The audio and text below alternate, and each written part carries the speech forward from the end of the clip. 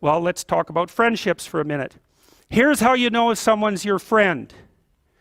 A, you can tell them bad news and they'll listen. They won't tell you why, you're stupid and why that bad thing happened to you and how something worse happened to them once and, derail the whole conversation. You can actually tell them bad news and they'll listen. So that's a good thing. And then this is a weirder thing.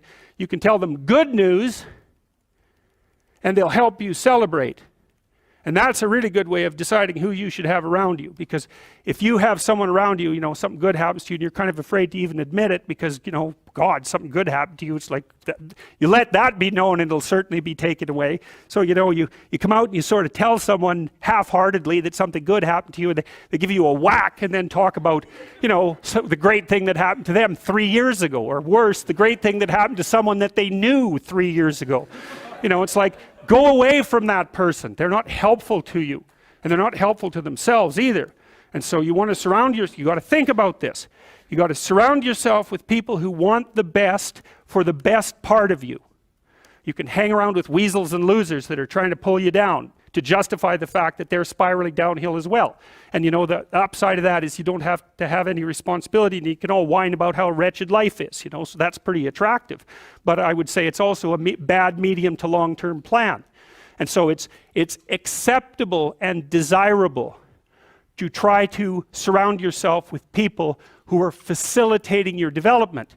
And you might say, well, I've got people around, I know them well, they're not doing that well and they don't fit into that category. It's like,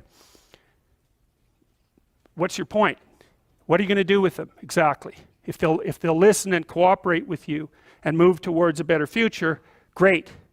If they don't pay any attention and they keep doing the same damn things over and over and they're not going anywhere and it's painful, then maybe the proper thing to do is say, you just have your misery. I'll go off and have my life. And maybe you'll wake up at some point in the future and think that's a better way of being. Because just putting up with it is, well, they call that enabling, right? You put up with that sort of behavior, you're providing tacit consent for it and even tacit approval. It's like, it's a bad idea. You have, I would say, both the right and the responsibility to surround yourself with people who are good for the best part of you.